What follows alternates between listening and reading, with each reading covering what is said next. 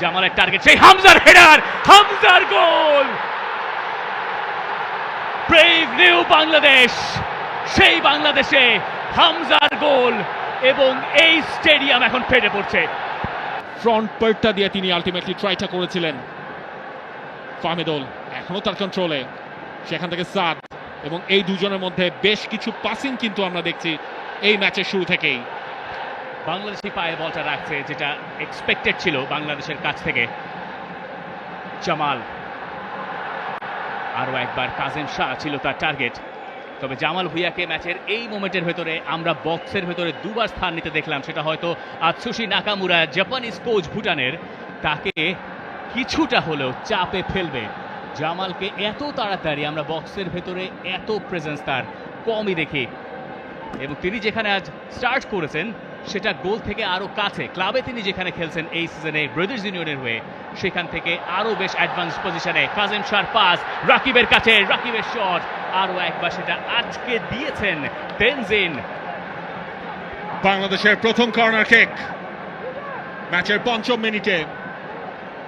এই সেট পিসের প্র্যাকটিসটা বাংলাদেশ কেমন করেছে সেটার প্রথম পরীক্ষা আজকের ম্যাচটায়, এবং জামাল ভুঁইয়া তিনিই যাচ্ছেন। কাজেম শাহ সেই বিউটিফুল একটা সাপ্লাই, রাকিব ঢুকেও পড়েছিলেন, তার সেই শটটা ব্লক হয়েছে। জামাল, সেখানে বাংলাদেশের সেন্টার ব্যাকে যেমন স্থান নিয়েছেন হামজা চৌধুরীও।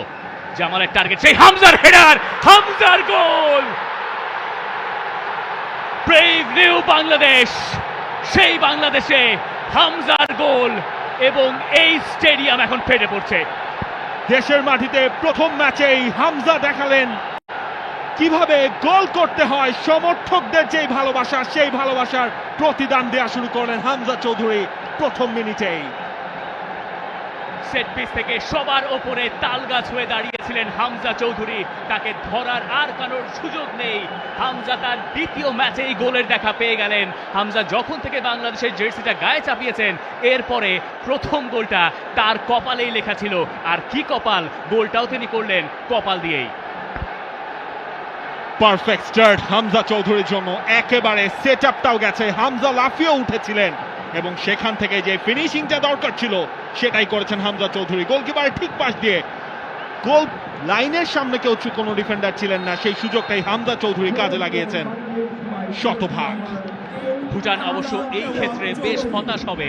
সেট পিস থেকে যদি আপনি একজন ফুটবলারকে মার্ক করতে চান স্পেসিফিকলি, সেটা এই হামজা চৌধুরী হওয়ার কথা ছিল, কিন্তু সেই কাজটা তারা ঠিকঠাক করেনি।